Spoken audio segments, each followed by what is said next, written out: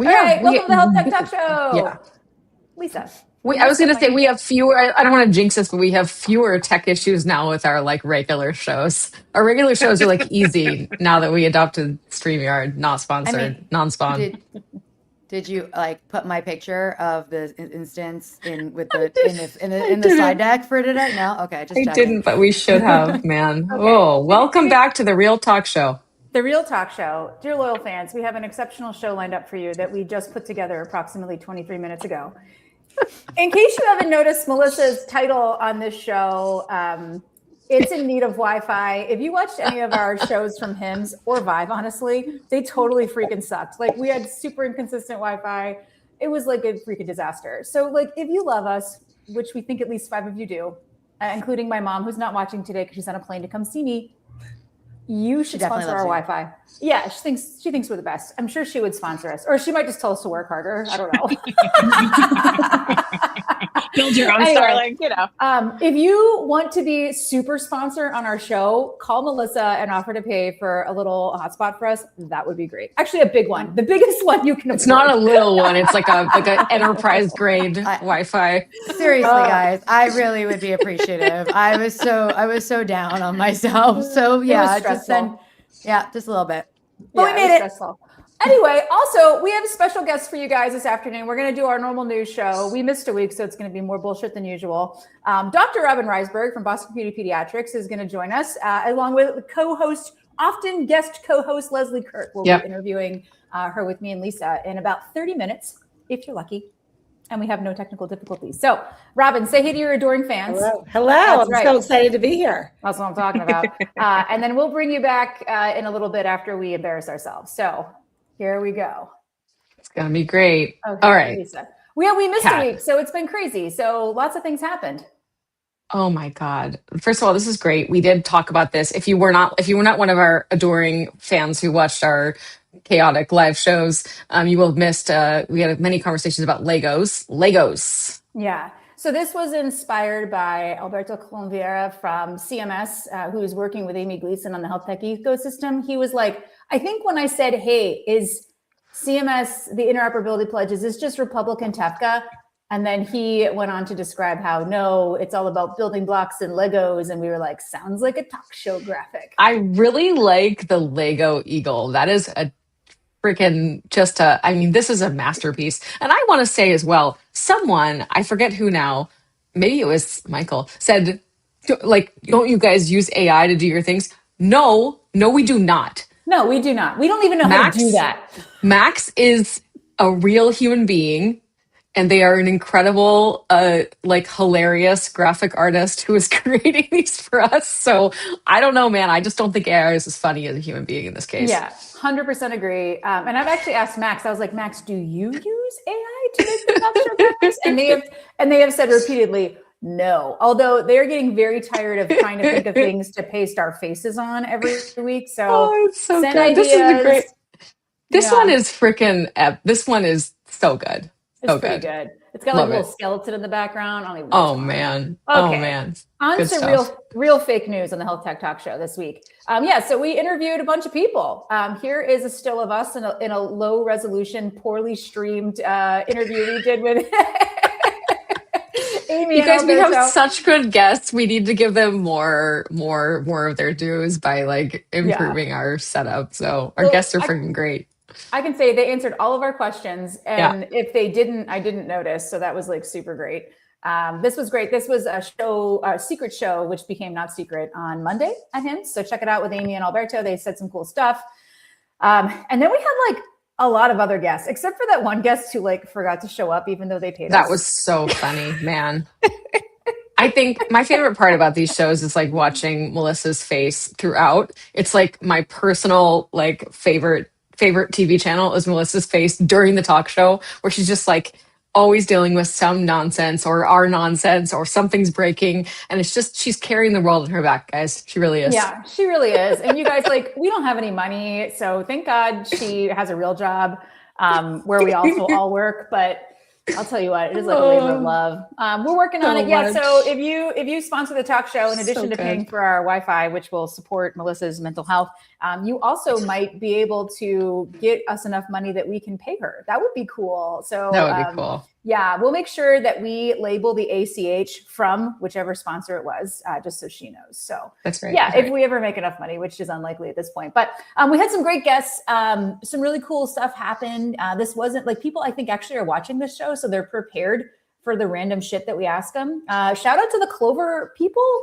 That's actually really cool. The payment stuff that they have going on. Yeah. It's sometimes we have guests on the show where I'm like, wow, like you do something cool that I did not know a lot about, but is obviously incredibly important.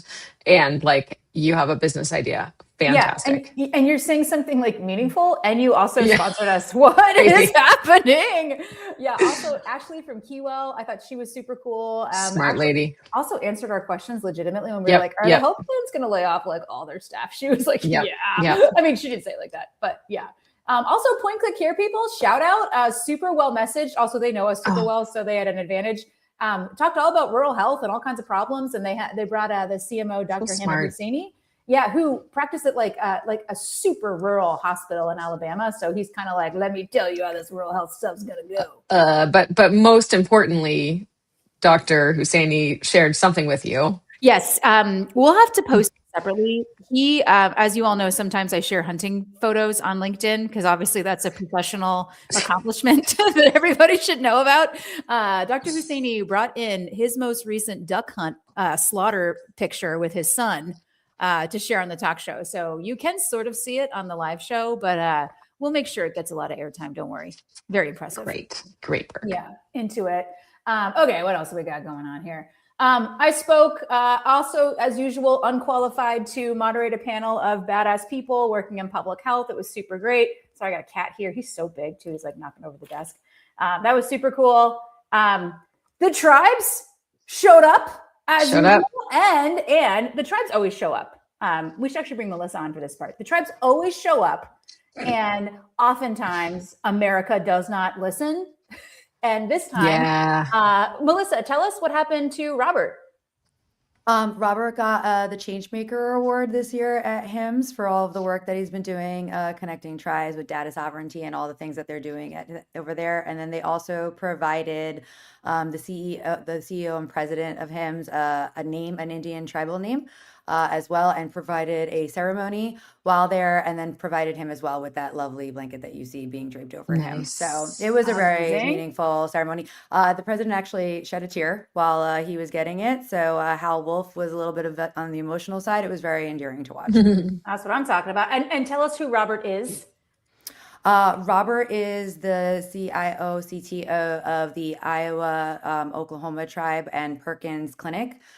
In Oklahoma. He also sits on the Southern Plains Tribal Board as well as NIHB. So, and a friend, amazing friend of Insena. We actually provided him a Changemaker shirt as well in honor of his accomplishments. So we all love Robert. That's what I'm talking about. He's a good dude. I got to say, I ran into him on the floor and I got to also tell him congratulations, but like that's a well-deserved one for sure. Yeah, and you received a Comanche name as well, didn't you? I did. I can't pronounce it yet, so I'm not going to try to butcher it. But it is the name means sunflower which is funny because it's actually my favorite flower. But they did not know that it means something regarding strength and visibility. So I was very honored. So. More to come on that. I'm excited with everything that's going on for him. So sweet. Super proud to be a friend. This cat is so fat. Yeah. Congrats to Robert and the whole organization. That's really awesome. And shout out to HIMSS for like listening and like paying attention. That's freaking cool. No, it was really, really well received. All right. Also, the venue sweet. was really packed. So that was exciting. That's awesome. As well. That's awesome. Nice. Fantastic. All right. Sending you back before we get anyone else in trouble. We threw a party. This is me giving a speech, what you can't see. And there's a separate picture of Lisa and Melissa in front of me, like totally losing their minds, which is great.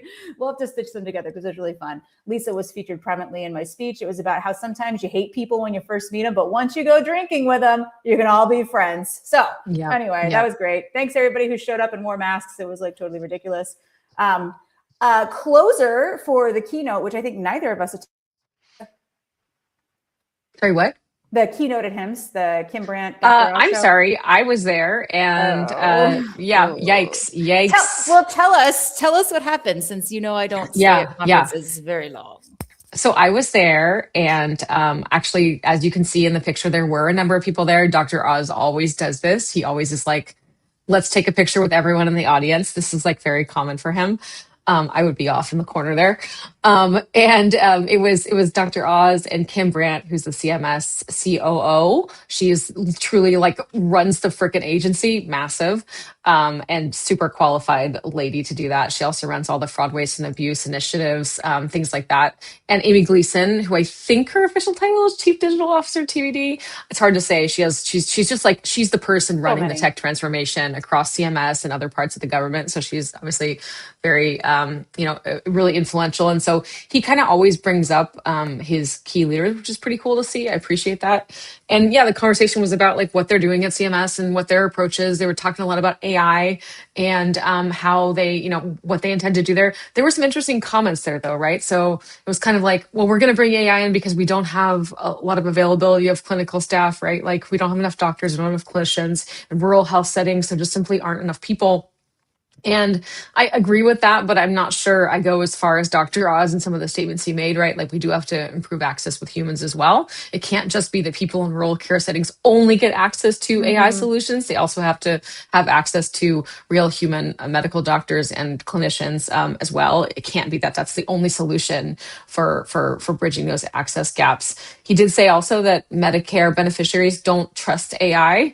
And I was like, well, that's an important signal in my mind, I'm sitting here going, well, that's an important signal to work on. You can't just put solutions on people when they aren't ready for them. So you have to find other ways to kind of build that trust. And then I think finally, which has maybe been reported on before or has been reported on now, CMS, yeah, like it says here, Kim was like, announcing here, we are opening a tech office in Salt Lake City, and they're saying that, Salt Lake City is a lower cost tech talent hub, and that, they want to have offices in the places where there are talent. I think that was really interesting because, as everyone knows, we are in the age of companies and corporations doing like return to office initiatives. And they did also say that remote work is a really important thing to attract tech talent to CMS.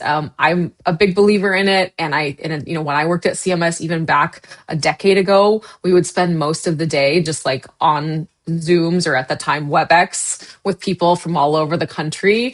And so, just really needing to provide some benefits to people because tech CMS jobs like government jobs do not pay. They certainly pay less than private sector jobs in many cases for the same level of talent. So you've got to find the ways to attract people. It's nice that they're opening more offices to try and also be there as well.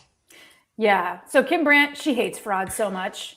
She really does. This is she likes to no, it's not even that. She likes to crush fraud. There you go. She likes to crush fraud, which like I'm here for. Like I'm totally here for it. I know she's also, I think she's in LA today, or she was earlier. Yeah. I don't know. So this is like they've been on a lot of tours about this stuff.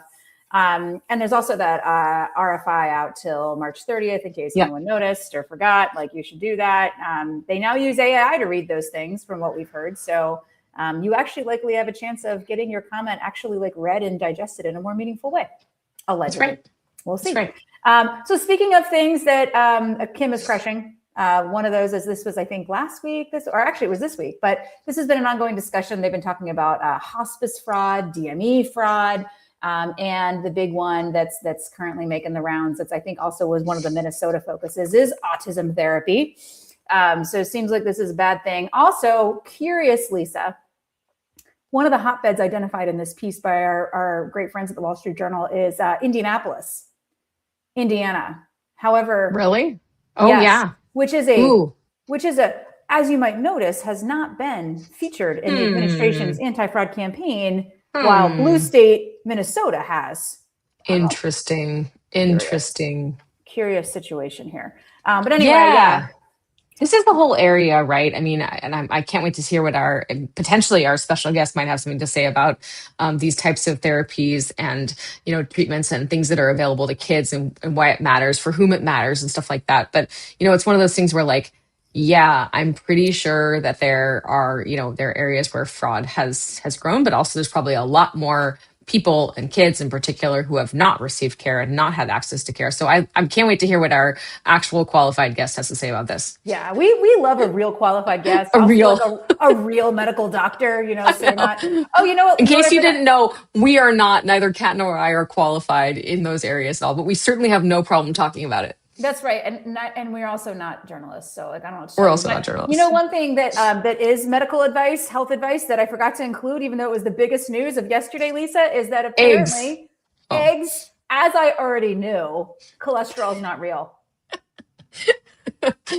Oh boy! That's what I got out of that piece in National Geographic. Well, you know it's true. It's in National Geographic. Let's ask a medical doctor. Okay, all right, we'll moving on. We have a real one. Let's hope she doesn't just like sign off before we get there. Okay, anyway. Okay, all right. So speaking of things that are popular with voters, like it turns out a lot of the MAHA rhetoric is not entirely popular across the base of America. We could have told you that. So our best friend, Chris Clark, he is now, this article confirms, he is running HHS. Everyone except for RFK reports to him according to WAPO. Which honestly is great for America. We are delighted to hear this news. Listen. Yeah. I mean, this is crazy, like crazy in a good way, I would say. Just just an incredible rise in success and growth in this role for him. It's just incredible. I mean, if this really continues like this, I'd be like, well, I mean, I guess in this case, competence won, Yeah, like God bless America, here for it. Yeah, and to remind everybody, Chris was not a political force before any of this happened. I don't think he officially started his job until like April or May of last year. Like, this is pretty impressive. So good for him. And it sounds like he's making some good decisions. The only thing that like note loyal fans that is a little bit like not great to say, members of the Church of Jesus Christ of Latter-day Saints actually preferred to be called members of the church, not Mormon. That's actually, I think I spent a lot of time in Salt Lake working with Chris. And I believe, though I don't quite remember, that Mormon is actually a little bit derogatory. It feels derogatory to me. But they like embraced it. It's like Yankees. Like Yankee was a very derogatory term, and the people like they just owned it and they're like whatever. So yes, this is kind of like a little like not great. But I think overall the article was super complimentary. One point that was made in here is we'll make it in a little bit here, but like lots of more logical things have been happening at HHS since Chris has taken over. One of those things is that they're no longer focusing on cutting vaccines. Weird. Turns out that wasn't popular. Turns out we need them.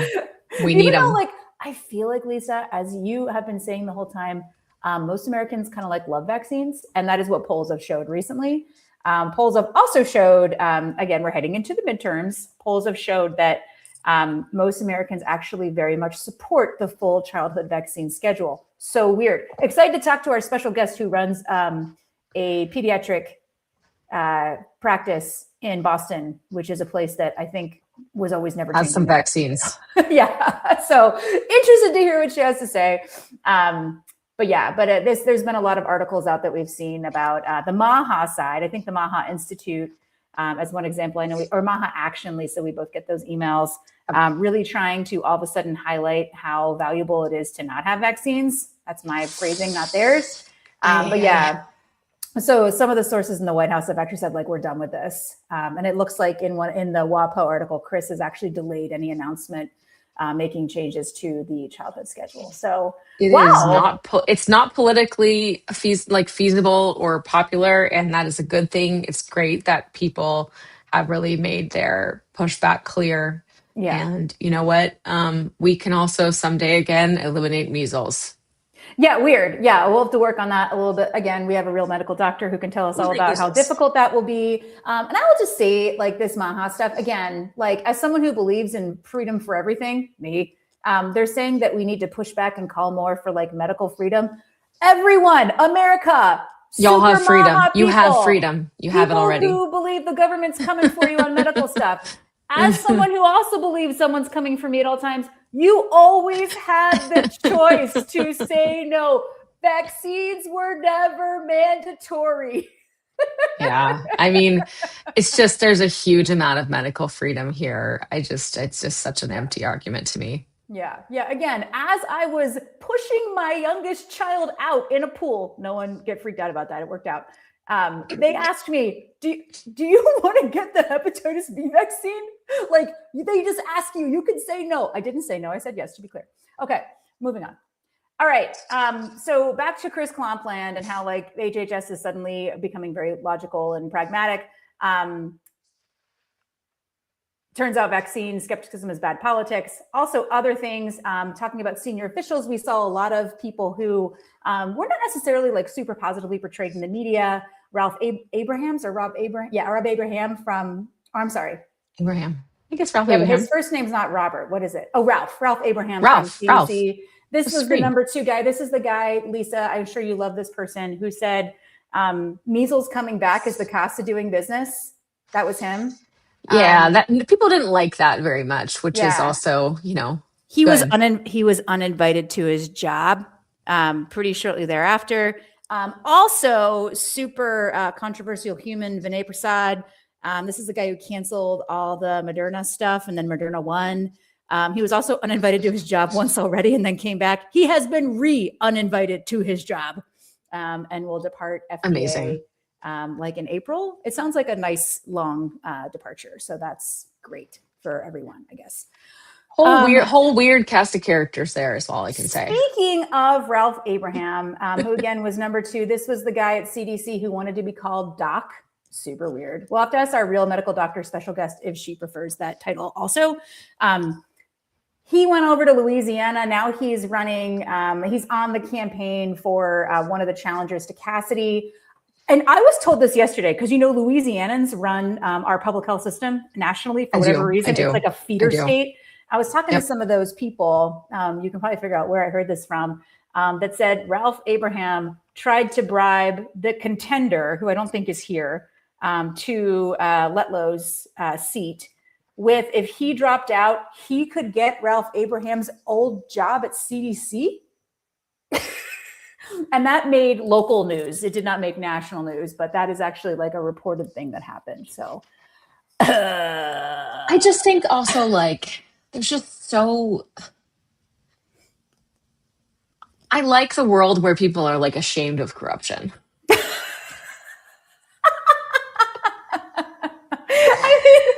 You know what I mean? Like you should just be like, oh, I'm doing something wrong and I should not be doing it. And so I need to make sure that I'm not sloppy. I'm not endorsing corruption. I'm just saying like, you should be ashamed of it and be worried about people firing you, judging you, fining you, throwing you in jail. Like there should be that like the fear, rule of law situation. That's my only thing, just like, come on. Yeah. I mean, this is also like Louisiana, which like says a lot to me. This is a state that's constantly suing each other. Like, I think it's the most litigious. Fair enough. Often suing each other over corruption. And then, yeah. And I will also say, I have enjoyed all of my interactions with their secretary for health over Louisiana. He's a second-time secretary. He was indicted only once, is what I was told. Got it. I think it's just like the general vibe of Louisiana. And I'm, as someone who's not from there, who knows? Anyway. Got it. Anyway, update in Epic v Health Gorilla, the fight. This meme is like so fantastic. Okay, so Epic named like 400 parties in their lawsuit. Several of them have submitted motions to dismiss, motions to separate. Like, it's very dramatic. I do think Epic was pretty smart in having such a large group of people who are going to do prisoner's dilemma and screw each other over. It looks like Guard Dog, one of the defendants in the suit, has settled. And they also named another defendant as the one who told them they could do what they did, which is now wrong. This is very this was surprising. Like, it seems like they just completely gave it up. They were like, yeah, we requested the data for one reason and then we sold it to someone under another reason. Like, yeah, they just we did it. Yeah, and they're like, we did it. And I mean, Epic us. has posted a little announcement on their website, which is, to be fair, it's not very dramatic, but it's just like, it says, here's the thing, blah, blah, blah. Guard Dog admitted that while its goal was to provide chronic care management and remote patient monitoring for patients, that did not happen. Guard Dog obtained these records by asserting a treatment purpose through care quality, and then they instead sold those medical records to law firms. Yeah, and also Meredith Okay. Manack from Unit 387 told him it was fine. So That's not great. Like, definitely not great. Like, not good. Not good. So, and then just to know, the case itself is not like settled.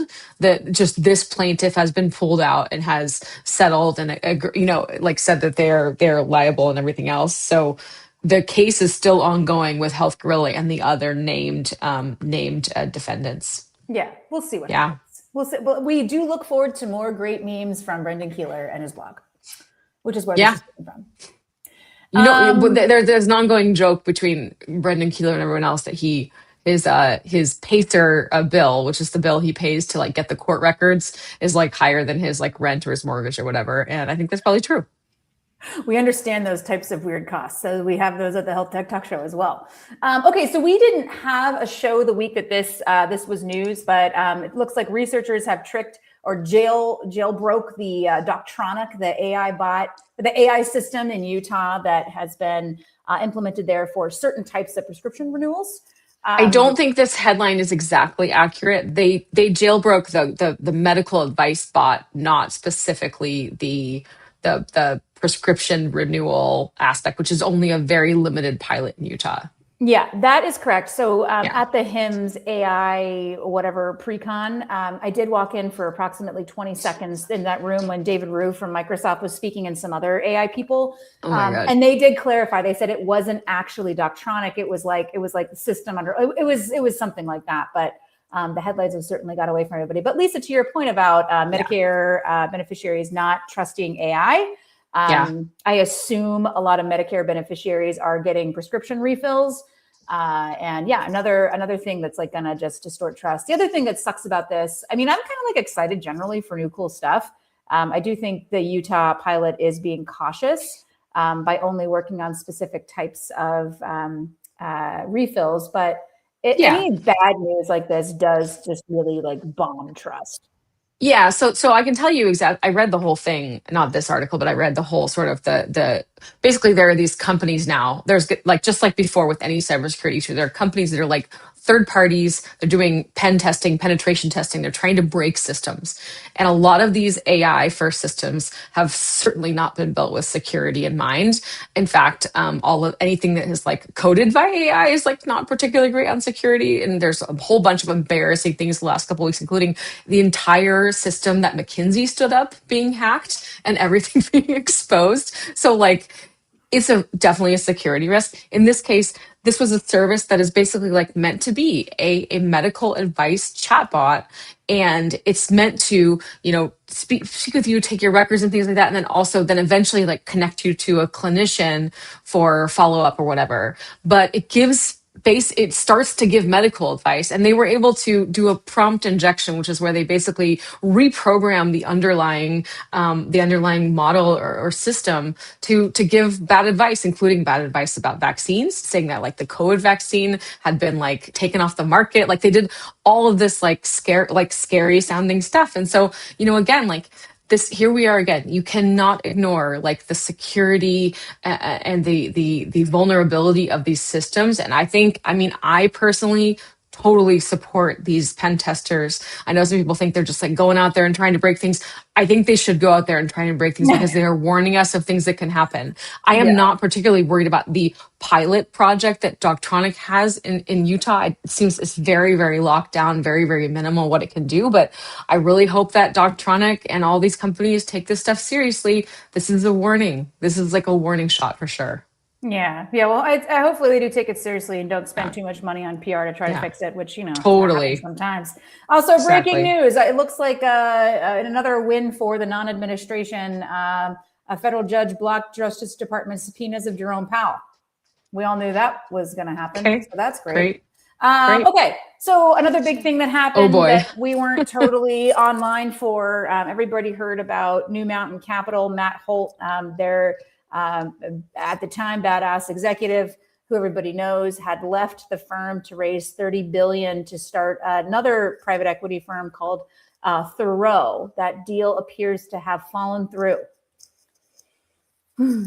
Yeah. I mean, this was a surprise. And more than that, this article in Bloomberg had a lot of like personal deets that felt like a little bit sour grapesy, a little bit twisting the knife. Yep, exactly. Like the details that were in the article didn't feel like it was an amicable split. It was like, this guy sucks and we think so. Like that was kind of, I mean, they didn't say that, but that was the vibe. Like it was like an episode of the talk show. Yeah, you don't tell those things to a journalist unless you're like, this guy sucks and we want to like take him down while he's on the way out. It was the vibes were pretty bad, I would say.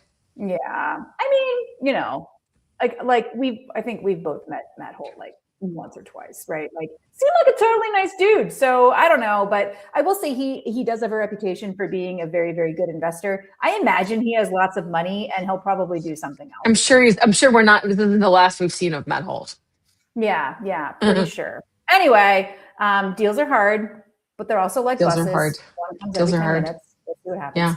Yeah. Okay, we're rounding out here. Okay, so this is just like big news that I saw like around. It is big news. Yeah, so Talkspace. So it turns like people still care about mental health, apparently. So that's exciting. This is a pretty big deal. It's almost $1 billion acquisition by UHS. So pretty cool. Pretty cool. Yeah, I mean, you know, we're in the moment of roll-ups, right? So as we know, all these companies have raised a huge amount of money over time, and like they got to do something. They have to go somewhere. Their investors won't be patient forever, so you will continue to see that kind of thing. Yeah. Hot take here from friend of the show, Jim. Yeah, I agree. There are very few startups doing anything remotely close to safe AI. Unfortunately, healthcare organizations seemingly interested don't want to reconcile it with the amount of additional cost it takes to get there. I agree, Jim. I agree. Also, Jim, I love your dramatic headshot. I need one of those. Yeah, it's good. It's really love good. it. Into it. Amazing. Yeah, agree. Okay. Last piece, speaking of AI, Microsoft decided that they also care about healthcare and have launched again for the Copilot 500th Health. time. Yeah, they're like, whoa, everybody else is doing it. Here we are. Yeah, so with, you know, HealthX, this is right? with HealthX. Yeah, HealthX is rolling it up here. This is again the same idea where like HealthX is serving as that sort of bridge, bringing in people's medical records to be used with some of these AI tools in a purportedly safer way. You know, I think they say that, you know, they're controlling the access / it's controllable by the patient consumer. And that those health records, you know, are being used to train the models. TBD on all of that. We're still all learning about this space, but I will say it is interesting how hard it has been for so many years. Though there's so many like wrecked cars along the road of like these huge tech companies getting involved in healthcare.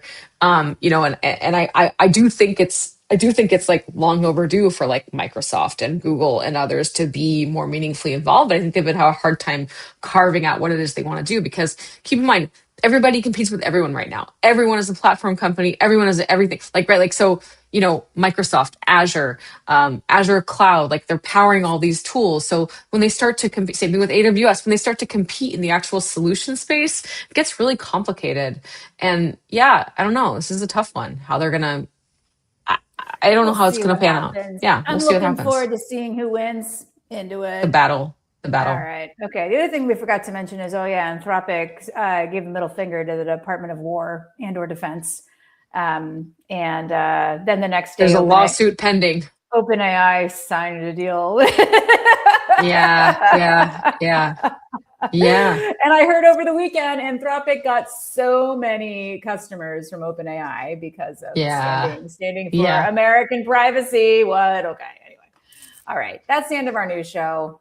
Man, I'm tired already. Okay. But not too tired to talk to our real special guest and Leslie. Oh my God. Okay. So quick preamble for our loyal fans. You guys have all seen Robyn before because Leslie, Lisa, and I went to the Boston Community Pediatrics annual gala, and we took 1 million pictures also with Robyn's mom and put them on the internet for you guys. So we did. Oh my gosh.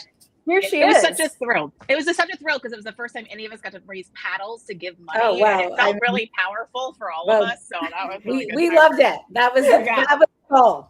That's how you raise money. You guys raise money like real money. We raise money like this. Yeah.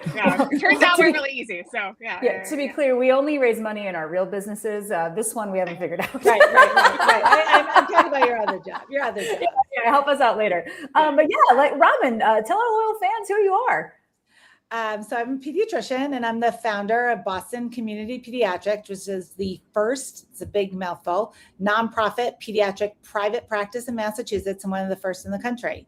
And we were founded in 2020, November 2020, really interesting time to start a new healthcare practice.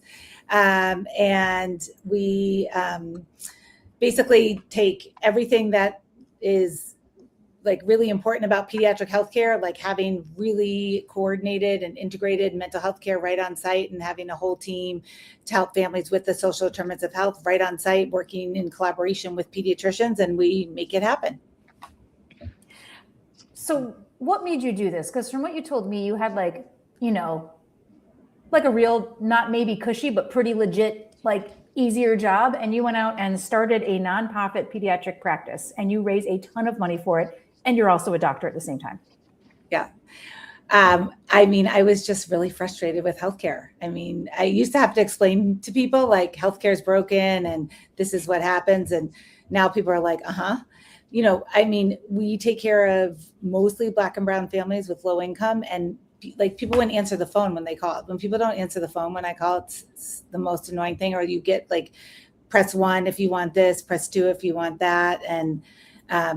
And I just felt like I went to medical school to be a doctor for a long time. I want to work a long time. And I think that maybe we should actually not just say that it's okay that healthcare is broken, but do something for it. Can you do something to fix it? So Kat and I had the privilege of touring your practice about a year ago now, I think. And in one of the things that I loved so much, and I think your audience would be cool to hear, is like the evolution of it, because you started, it's so focused on equity and social determinants, and it's so community based, which is something that we fall madly in love with, the three of us. So like, can you talk about the evolution of kind of where it started and where it is now? Yeah. So you guys will like this story. So the health center was going through economic downturns and struggling to make ends meet. And so they were going to lay off all the community health workers. And so I went to the administration and I said, I was the head of pediatrics and the head of a school-based health center that I helped start. And I said, you can't lay off the community health workers. We're a community health center. Like that doesn't exist, without these people.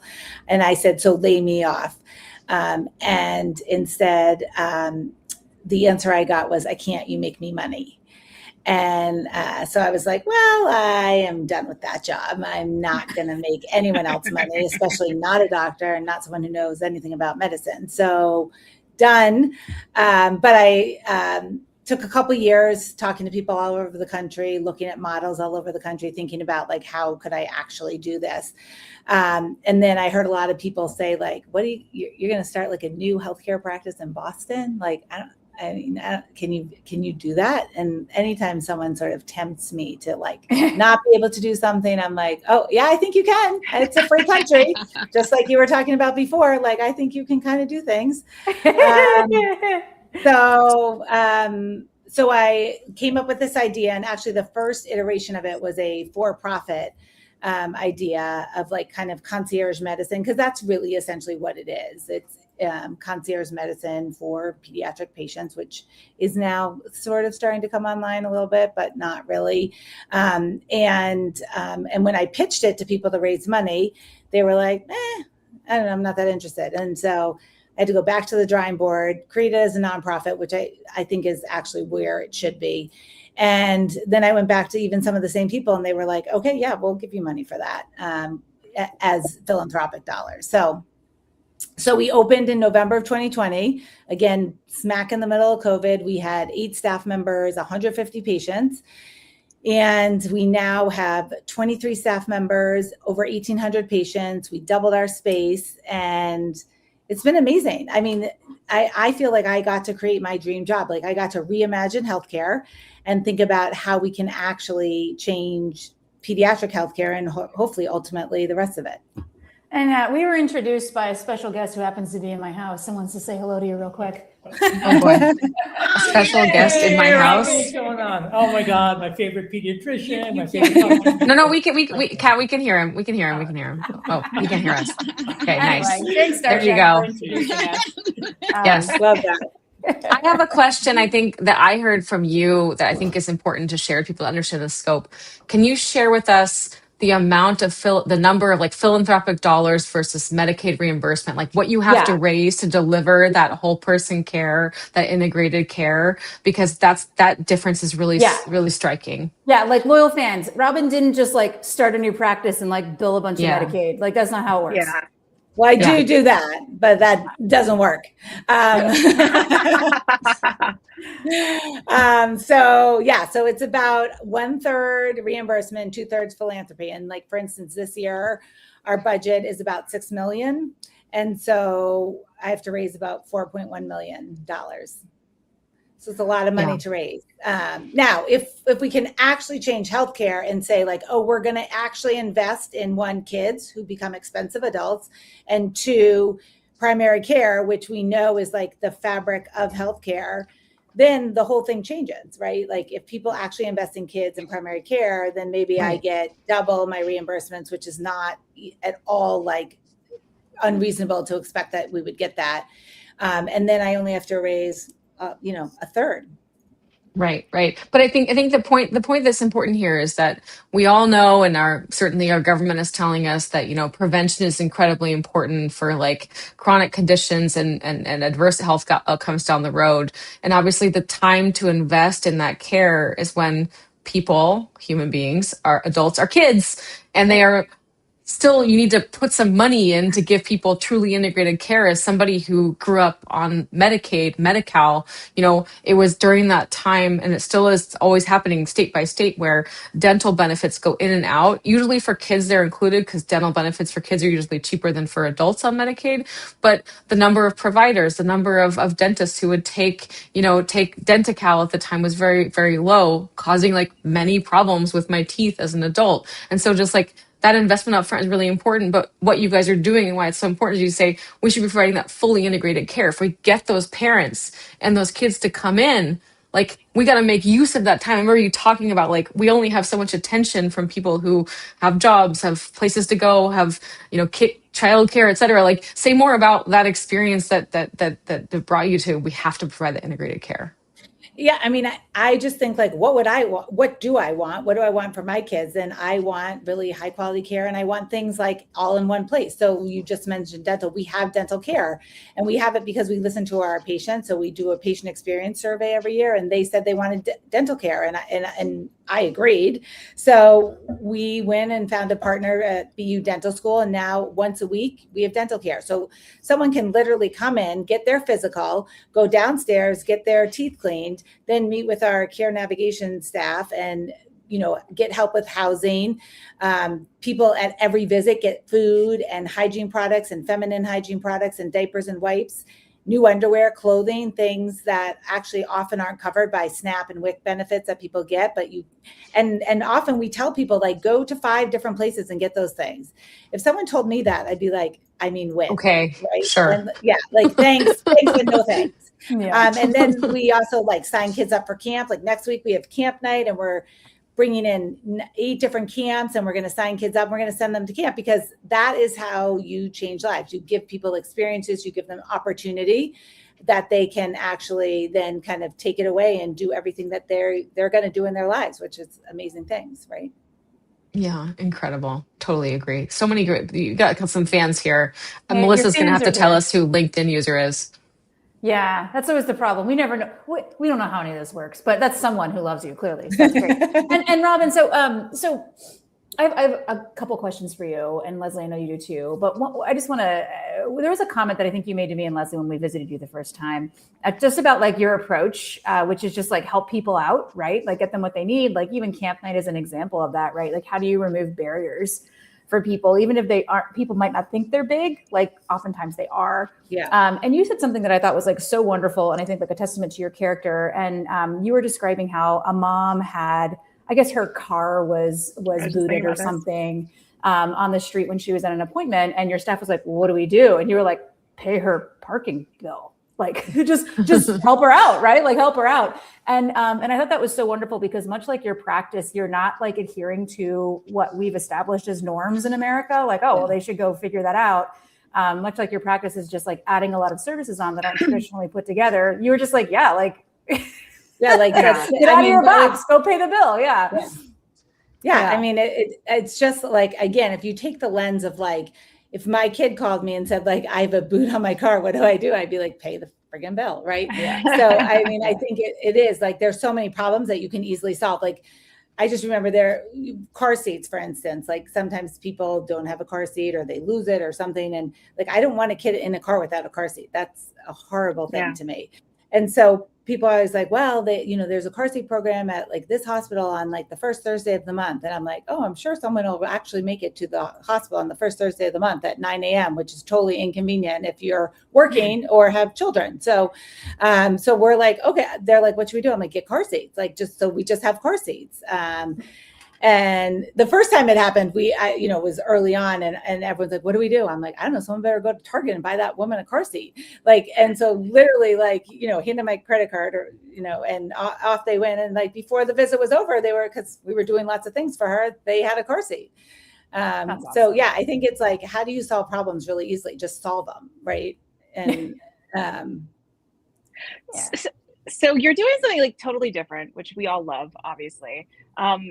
But also you have a lot of the same, I mean, you're still a private practice. So, you still have a lot of the same, we have a lot of data nerds that watch this show. So could you talk a little bit about kind of the evolution of that? Because we think a lot about models that could be duplicated to help other communities, and you're so community rich. And with that comes your employees are so in love and they're so bought in, and they'll go to the Target at 2 p.m. on a Sunday, right? Like they'll do these things because they care so much. And then you have all these donors who care so much that they're helping you raise this $4.1 million. So I don't know, when it comes on the data side, like how is that translated? Is it just kind of bare bones, you do what you can, or are you trying to be innovative because you have such an innovative model, or kind of, we've talked a little bit about that with you. So I was kind of curious if you wanted to share. Well, I think you have to invest to be innovative, right? Like, I mean, I really think of this as, I think people think of like nonprofits and like businesses as so different, right? Like, oh, it's a nonprofit, so it's like run like that. Like really people mostly mean like not well. And then people are like, oh, but when you run a business, you run it well. And I'm like, well, a nonprofit is a business, so you better run it well and invest in like, what do we have some private equity donors and they're always going on these offsites. And I'm like, what's an offsite? And they're like, oh, well, it's like, a conference and we bring in people and then we go out to dinner. I'm like, oh, so it's like a boondoggle. Okay. So, I'm like, okay, well, I can do that too. Like, why can't our people go do that? So I was like, okay, we're going to invest in our people and they're going to have an offsite. And so like we close our office for 2 days and we take them on, this past year, we took them to Omni-Mount, Washington, which is like a nice hotel. And we actually created a whole program on like finding purpose, both like as an organization and your personal purpose that was actually based on like my daughter's like professor who's amazing at her freshman year college course, because I was like obsessed with it. But anyway, so like that's, but it's all about investing in people. Like the reason our team will do anything, not only for patients, but for each other is because like, that's how we treat them. Like they get food, like Friday mornings, we have breakfast for people. I'm like, it's not that hard, but we have swag. We love swag. So we have like, we have sweatshirts. We have swag. We have swag. Yeah. We just got a new sweatshirt for like Staff Appreciation Day. Actually, I was with someone recently and talking about it and they were like, well, I mean, you don't have like the private equity vest, do you? And I was like, oh yeah, we have a vest. Yeah, we do actually. The black shirt. The black vest.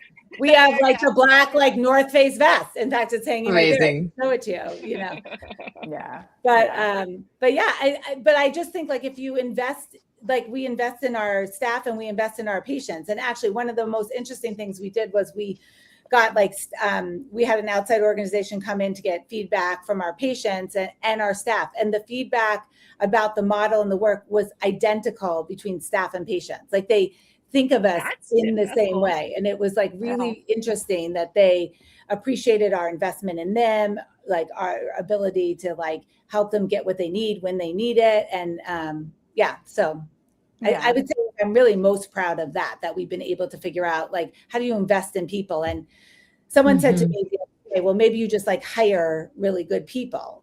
And of course, everyone wants to hire really good people, but some of the people that I hired are people that like came from a health center, and they're of course really good people, but it's like you also put people in a good environment where like they're, you know, you trust them and you give them autonomy and you let them do their job well. And guess what they do? They do their job well, you know? Yeah, totally agree. And not to go too much into like, you know, building a consultancy, but Leslie and I talk about the same thing. Like, we can just hire the best people. Okay. But then you still have to retain the best people.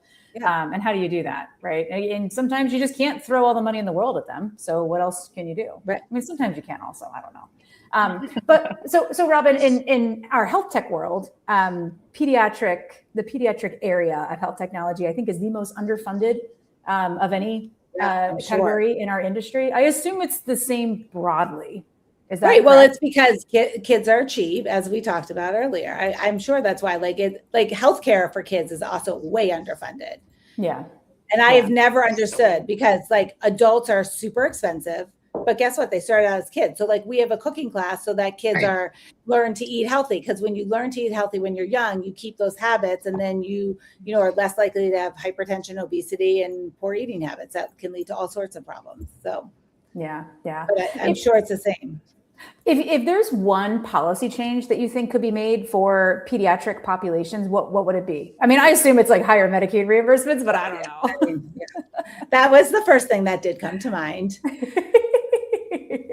I mean, fundamentally, it's just incredibly important. It's one of those things where I always wonder, like, it feels like everyone should be able to agree on providing better care for kids as a totally bipartisan, nonpartisan policy. Kids do not have a choice about where they are born, what they do, what food is available to them, what healthcare is available to them. They're kids, right? Like, I don't know. Like, it just feels like one of those things that should be obvious. And it just, I'm not sure what the barrier is.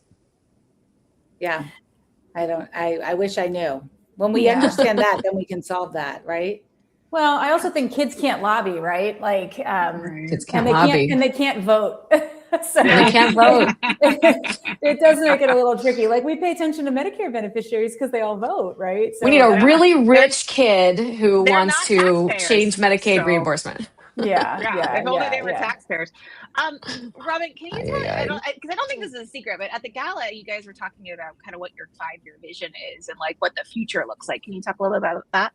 Yeah, we're going to open new offices. We're excited. Really excited. So we're going to expand. I mean, I really believe, so we expanded our space here. So we're in about 5,000 square feet of space. And I think I would maybe like 6,000, but like somewhere around that range. And how many patients do you serve in your? Right now, over 1,800. And I think we could probably serve between 2,000, 2,500 here in that amount of space.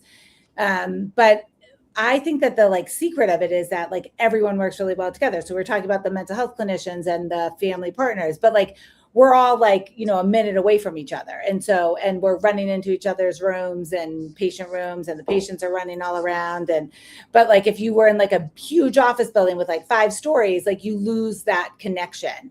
And so we're going to open new offices and prove out the model even more and have even more patients. So more people have to pay attention to us and really try to change healthcare. That's awesome. That's awesome. Go ahead. I love you because I think you're so passionate about it, obviously. But I also love, so you guys, you sent out these emails. I love that you think about all of those pieces that most people aren't. Like you just sent out, I forget what your email is called, something from the front lines or something like that or whatever. And it was talking about the immigration policies and how that's impacting your patient base. So, and you can get as rowdy as you want because this talk show has no rules. But what what are the things that you're worried about when you're talking about expanding into 5 more communities? Like, what are the top kind of concerns that you have legislative wise, on the technology wise, on the, you know, what just maybe staffing? I mean, what are kind of the things that bubble to the top? I think, I mean, the biggest thing that I'm worried about is making sure that we pick like the right ecosystem, right? Like a community, you know, despite the fact that like, I think everyone thinks people in healthcare all get along and can, you know, be really kind of collaborative in their approach. I think there's like a lot of turf issues in healthcare. And so like Weird. Saying, have to go somewhere. I think you'll like this analogy. I'm like, I just don't want to step in shit. I don't want to like by accident like piss someone off. I didn't even know I was going to piss them off because you know, or whether it's the community or the patients or like the healthcare that's already there that's not really doing a good job, but they still like don't want anyone else there to do a good job, right? And so we're really trying to like think through all those things. But, you know, we're also like so excited, and we know that patients love this model because they're treated with respect. They get what they need. Someone answers the phone every time they call. They get appointments when they need them. If they have no transportation and their kid's sick and they don't know what to do, we'll Uber them here. Like we're serving the whole, you know, kid, not just like, oh, we're just giving them shots, which by the way, we are also giving them shots. Oh yeah. What do you think about there we go. the childhood vaccine? I mean, I mean, it's costing me a lot of time. Like, I feel like someone should be paying me for all the time it's costing me. Like, I just had to spend 20 minutes talking to a mom who I was her pediatrician. She's wonderful. And she's like, I'm so confused. Yeah. And like, she's like, I mean, now it's 11. So why are you giving me more? And I'm like, because the people who said it's 11, like, they're not doctors. They don't know the science. And I mean, it's not 11. I don't know where that came from, but that's not true. And she's like, well, but it's all over the internet, you know? So it's really, it creates challenge. It's super scary. We talk a lot about like, you know, a fear, right? And it's really easy to cause fear, uncertainty, and doubt. It's really easy to bomb trust. It is really difficult to restore trust.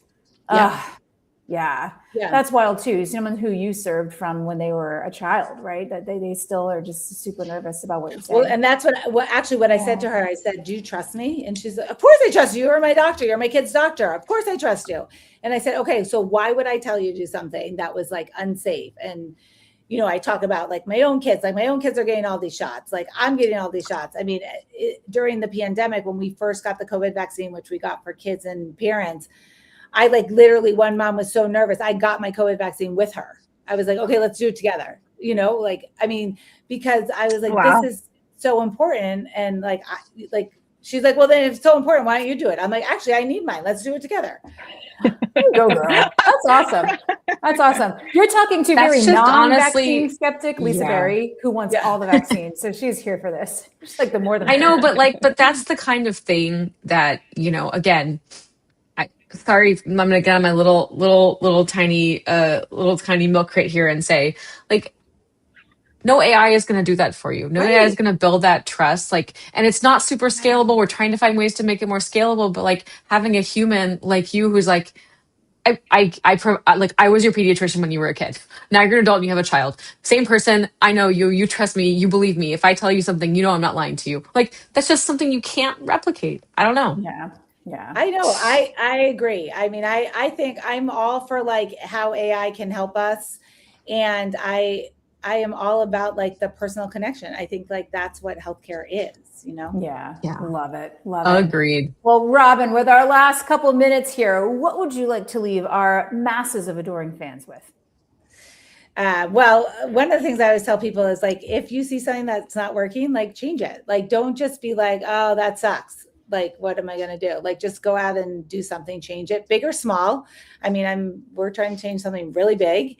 And, but we're, you know, we got a lot of great, you know, supporters like all of you and Darshak and lots of other people. And like, we're going to see what we can do. Yeah. So everyone, we all three of us philanthropically support Boston Community Pediatrics, and you should too. And Yeah, I'm pretty sure you agreed. can find the link to donate on your website. Yeah, Boston very easily. Very, very easily. BostonPediatrics.org. Yeah, just Remove barriers to giving money. That's all I'm pretty There'll sure be there's a no big barriers button. to giving money either. I mean, we take whatever you want, you know. Cash Awesome. in envelopes. That's what I'm talking about. Sure. Hey, All yeah. right. Mhm. Well, thank you, Robyn, for joining us. We really Thank you, appreciate it. We Robyn. love Thank hearing you more. so much for having me. I appreciate We'll make sure it. to broadly advertise this gala, which was super fun, and we Oh love yeah, the October. I paddles. put October 15th. We on your calendar for next year.